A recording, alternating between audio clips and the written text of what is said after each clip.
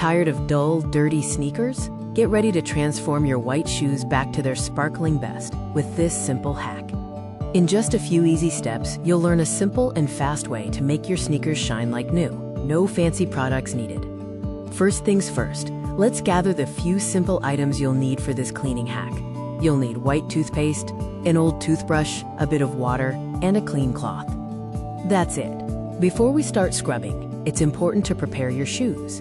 Remove the laces and gently knock off any loose dirt. Now for the magic. This toothpaste hack is surprisingly effective on white shoes.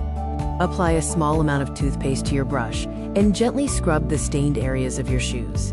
Focus on one section at a time.